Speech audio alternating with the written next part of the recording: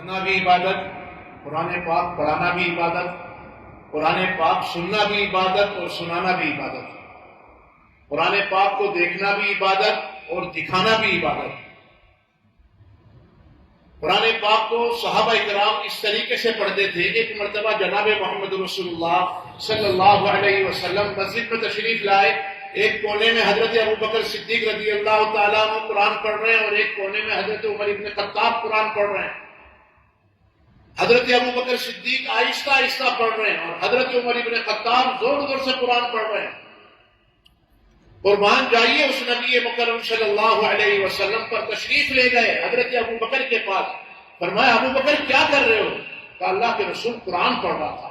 کہا اتنا آہستہ سے، اتنی آہستہ سے قرآن پڑھ رہے ہو؟ فرمایا اس لیے کہ میرا رب تو علیم بذات الصدور ہے، دل کے بھیدوں کو جانتا ہے، دل کی آواز کو سنتا ہے، اس لیے میں آہستہ سے میرے اپنے رب کو سنانا ہے اور کسی اور کو تو نہیں۔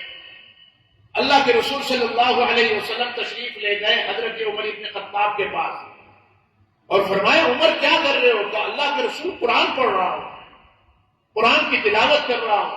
فرمایا اتنی زور سے؟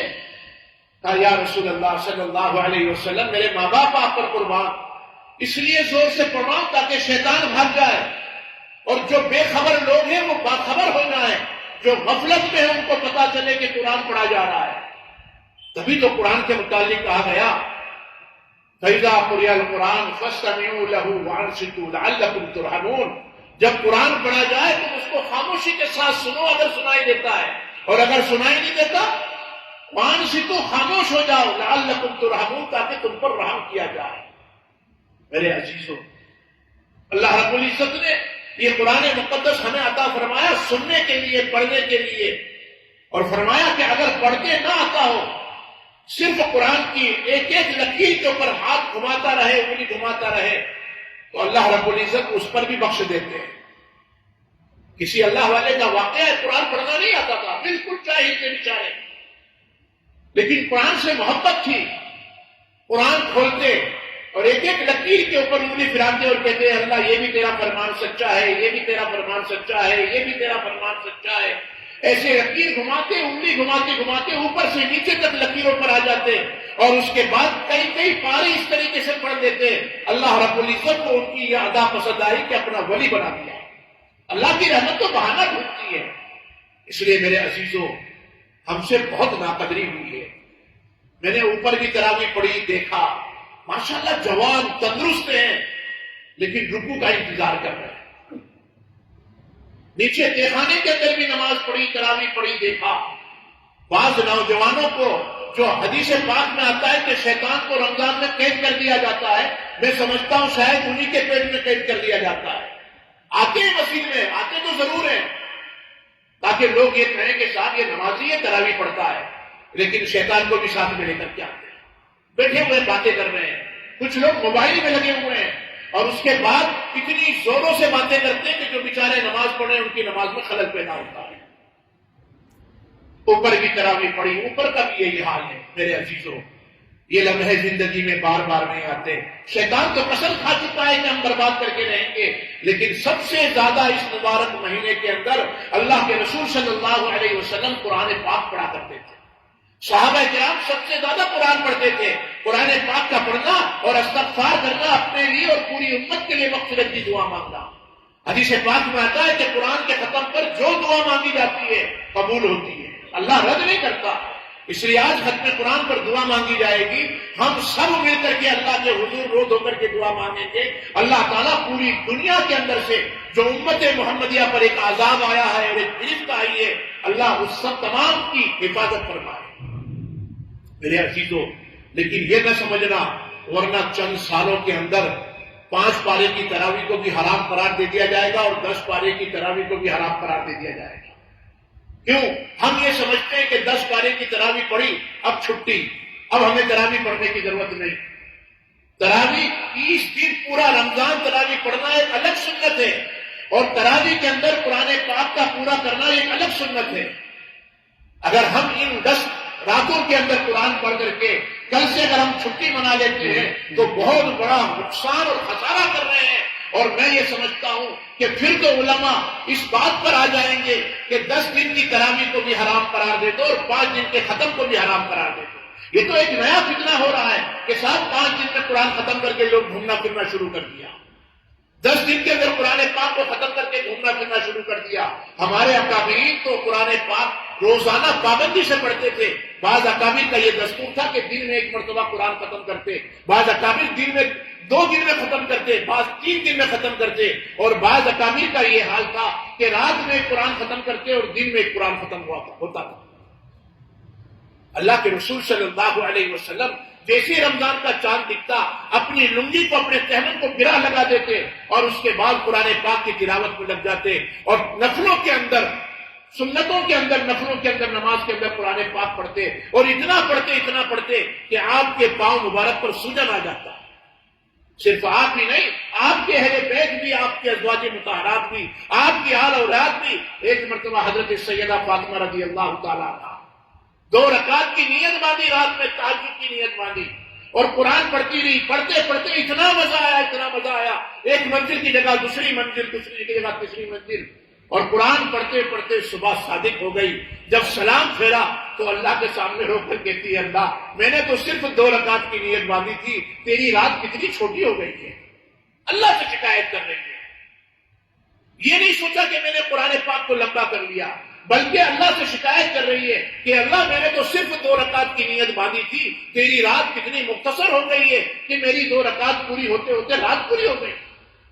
اور آج تو ہمارا حال یہ ہوتا ہے کہ شیطان چاروں طرف سے ہمیں گھیرتا ہے، گمراہ کرتا ہے، وسوسے ڈالتا ہے، اور اگر امام سے تھوڑی سی لمبی ہو گئی بس کھلانے لگتا ہے، او امام صاحب نے لمبی کر دی۔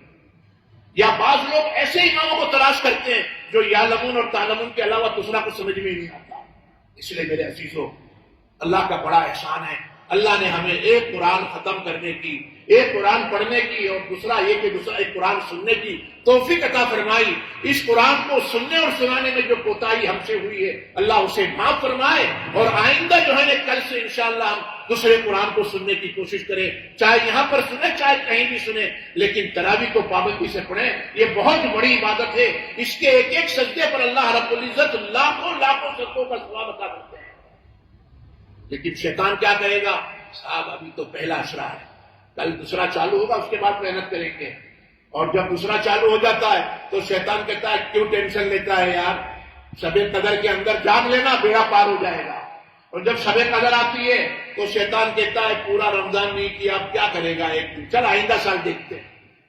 وہ آئندہ کے اندر ہماری عمر پوری ہو جاتی ہے۔ اس لیے میرے عزیزوں، جو موقع ملا اس کی قدر کریں، اور ایسے لوگ جو انہیں قرآن پاک کی قدر کرتے ہیں، اور ایسے لوگ قرآن پاک کی تلاوت کرتے ہیں کہ ہم سوچ نہیں سکتے۔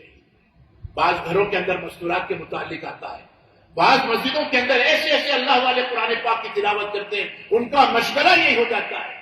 ایک بزرگ کے بارے میں آتا ہے کہ وہ روزانہ قرآن پاک کی تلاوت کرتے تھے، کبھی ہفتے میں قرآن ختم کرتے، کبھی 3 دن میں قرآن ختم کرتے۔ کسی اللہ والے نے ان سے کہا اگر آپ روزانہ ایک قرآن ختم کرو گے اللہ تعالیٰ آپ کی نسلوں کے اندر قرآن پاک کے حافظ پیدا کریں گے۔ اس اللہ والے نے روزانہ ایک قرآن ختم کرنے کی عادت بنا لی، اور اس کے بعد لکھتا ہے کہ ان کی نسلوں کے اندر بڑے بڑے علماء پیدا ہوئے اور بڑے بڑے حفاظ کرام پیدا ہوئے۔ اس لیے میرے عزیزو، یہ مبارک مہینہ قرآن پڑھنے کا مہینہ۔ حضرت ابو بکر صدیق کیا تھے، قرآن کو دیکھا کرتے تھے، قرآن کو پڑھا کرتے تھے اور قرآن کی تلاوت کیا کرتے تھے۔ صحابہ کرام قرآن پڑھتے تھے، سیدنا عثمان غنی رضی اللہ تعالیٰ عنہ اسی قرآن کو پڑھتے پڑھتے قرآن کے اوپر شہید کر دیے گئے۔ آج بھی ان کے خون سے خون آلود قرآن سمرقند کی جامع مسجد کے اندر محفوظ ہے، بخارا کی جامع مسجد کے اندر محفوظ ہے، آج بھی ان کے خون سے رنگا ہوا قرآن پاک محفوظ ہے۔ میرے عزیزو، یہ تو نبی علیہ الصلوۃ والسلام کے داماد تھے، اور ایک نہیں 2 بیٹیاں حضرت عثمان غنی کے نکاح میں یک کے بعد دیگرے آئی، تبھی تو ذی النورین یعنی 2 نور والے صحابی کہا جاتا ہے۔ لیکن افسوس ہوتا ہے آج ہم قرآن سے دور ہو گئے، مسجد سے دور ہو گئے، ہم اپنے آپ کو یہ سمجھتے کہ ہم بہت بزی ہیں، اس لیے مجھے قرآن پڑھنے کی فرصت نہیں ہے، مجھے نماز پڑھنے کی فرصت نہیں ہے۔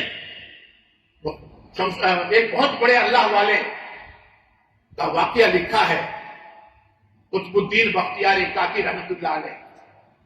بہت بڑے اللہ والے، بہت بڑے بزرگ ہیں، انتقال جب ہوا، ان کی خبر ملی کہ فلانے اللہ والے کا انتقال ہوا، چاروں طرف سے پبلک ان کے جنازے میں پہنچی، ایسا لگتا تھا کہ سمندر، آدمیوں کا سمندر بہ رہا ہے۔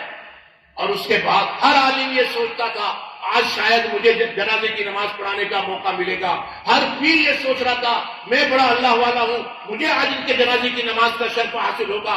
لیکن ایک صاحب اپنے جیب سے پرچی لے کر کے اسی جنازے کے پاس کھڑے ہو گئے اور فرمایا ان کے جنازے کی نماز وہ پڑھائے گا جس کے اندر یہ 4 خوبیاں ہوگی۔ پرچی کھول کر کے پڑھنا شروع کیا۔ ایک یہ جس کی کبھی تہجد کی نماز قضا نہ ہوئی ہو، ایک وہ جس نے کبھی کسی غیر عورت کے اوپر نگاہ نہ ڈالی ہو، ایک وہ جس نے کبھی بغیر وضو کے آسمان کو نہ دیکھا ہو، اور ایک وہ جس نے کبھی عصر کی نماز کی سنت بھی نہ چھوڑی ہو۔ بس یہ 4 شرطیں جب سامنے آئی، ہر ایک پیچھے ہوتا چلا گیا۔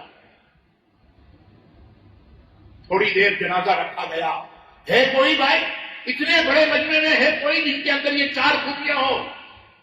ایک بزرگ اپنے چہرے پر سے رومال اٹھا کر کے آئے اور کہا قطب الدین بختیار کاتی خود تو فوت ہو گیا، خود تو اس دنیا سے رخصت ہو گیا، مجھے دنیا کے اندر رسوا کر کے چلا گیا، میرا راز فاش کر دیا۔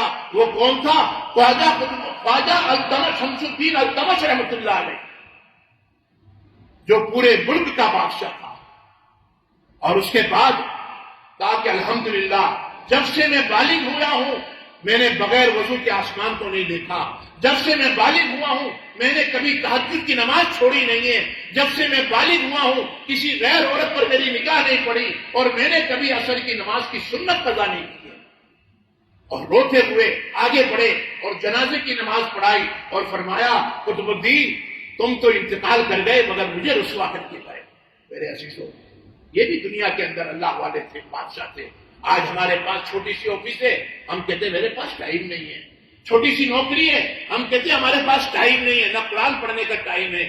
میرے عزیزوں، اس مبارک مہینے کے اندر کثرت سے قرآن پاک کی تلاوت کی جائے، کثرت سے جناب محمد رسول اللہ صلی اللہ علیہ وسلم پر درود پاک پڑھا جائے، اور کثرت سے صدقہ اور خیرات کرے۔ اللہ تعالیٰ بڑی بڑی بلاؤں کو انہی صدقہ اور خیرات کے ذریعے بڑی بڑی بلاؤں کو ٹالتا ہے، بڑی بڑی مصیبتوں کو ٹالتا ہے۔ یہ مبارک مہینہ صدقہ اور خیرات کا مہینہ ہے، اپنے مال کی زکات نکال کر کے اپنے مال کی زکات ادا کی جائے تاکہ اللہ ہمارے مال کی حفاظت فرمائے۔ میرے عزیزوں، یہ مہینہ غم خواری کا مہینہ، اللہ تعالیٰ مسلمانوں کو، انسانوں کو بھوکا رکھ کر کے کوئی خوش نہیں ہوتا، بلکہ یہ بتانا چاہتا ہے تم دن بھر بھوکے رہ کر کے تمہارے دل کے اندر غریبوں کا اور بھوکوں کا درد پیدا ہو جائے، تم دن بھر پیاسے رہ کر کے غریبوں کی پیاس کا تمہیں اندازہ ہو جائے، تم دن بھر اپنی تمام خواہشات کو مار کر کے صرف میرے کہنے پر بھوکے اور پیاسے رہو گے، تاکہ تمہیں پتا چلے کہ اللہ کی فرما برداری کا مزہ کیا آتا ہے۔ میرے عزیزوں، اللہ تعالیٰ تو روزے دار سے اتنا پیار کرتے ہیں، اتنا پیار کرتے ہیں، کہتے ہیں روزے دار کی منہ کی بدبو مشک اور عنبر سے زیادہ اللہ رب العزت کو پسند ہے۔ موسیٰ علیہ السلام نے 30 دن کا روزہ رکھا، اللہ کے ملاقات کے لیے گئے، فرمایا میری ملاقات کے لیے آؤ گے 30 دن کا روزہ رکھ کر کے آنا۔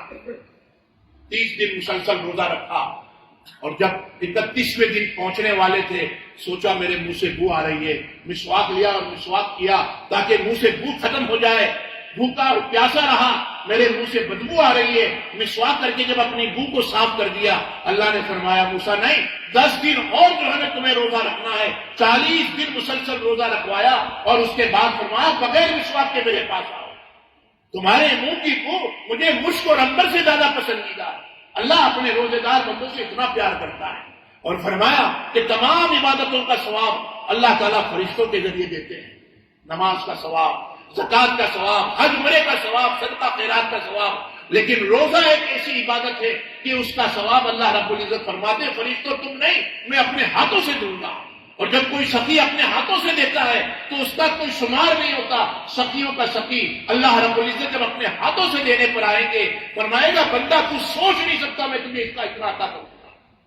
اس لیے میرے بزرگوں، یہ مبارک مہینہ گھومنے پھرنے کا مہینہ، عیاشی کرنے کا مہینہ، موج شوق کرنے کا مہینہ، اپنے پیٹ کو باہر نکالنے کا مہینہ نہیں ہے، بلکہ یہ مہینہ قربانی کا مہینہ ہے، یہ مہینہ غریبوں کے ساتھ غمگساری کرنے کا مہینہ ہے، ہمدردی کرنے کا مہینہ ہے، قرآن پاک کی تلاوت کرنے کا مہینہ ہے، یہ مہینہ درود پاک پڑھنے کا مہینہ ہے۔ اگر قرآن نہیں آتا پڑھتے تو خالی قرآن کو دیکھنا بھی ثواب ہے، درود پاک پڑھتے رہیں۔ اگر درود بھی پڑھتے نہیں آتا، صرف اللہ اللہ کرتے رہیں، لا حول ولا قوت الا باللہ یہ کرتے رہے، اللہ تعالیٰ اس پر بھی ہمیں اجر دے گا۔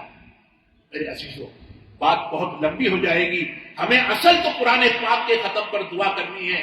اللہ تعالیٰ آج ہم یہ دعا کریں، پورے ہند کے اندر، پورے ہندوستان کے اندر کلمہ لا الہ الا اللہ محمد رسول اللہ پڑھنے والے پریشان ہیں۔ ایک پلان اور ایک سازش کے مطابق مسلمانوں کو تباہ و برباد کرنے کی سازشیں رچی جا رہی ہے، اور ہمیں کہ غفلت کے اندر پڑے ہوئے ہیں، ہمیں یہ احساس ہی نہیں ہے۔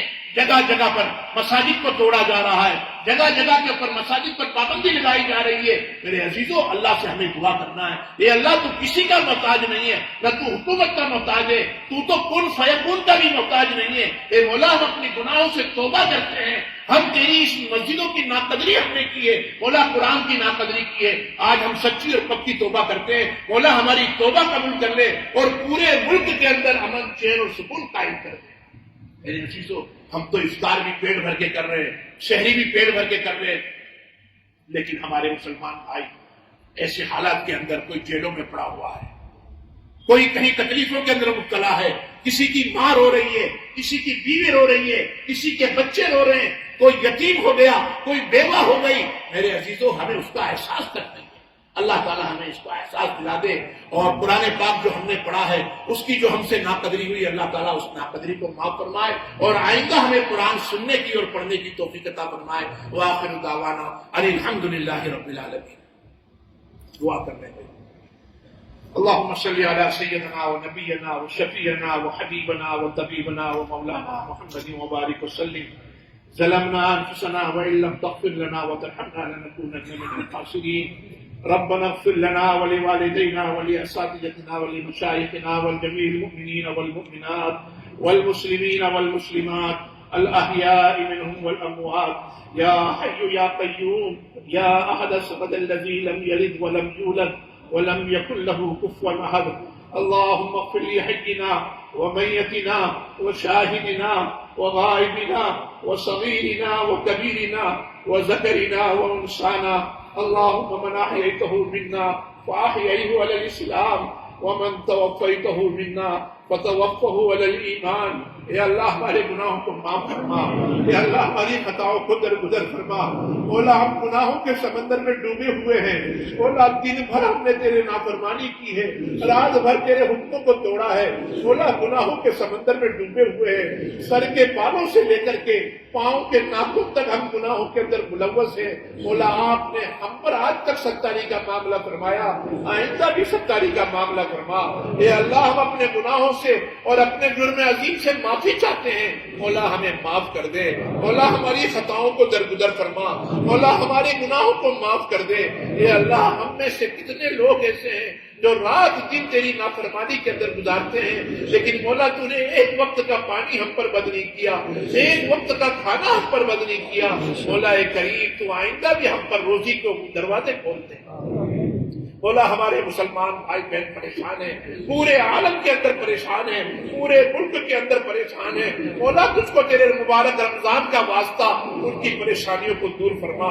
مولا اے کریم، کتنے لوگ بیمار ہیں، مولا اے کریم ان کی بیماریوں کو دور فرما۔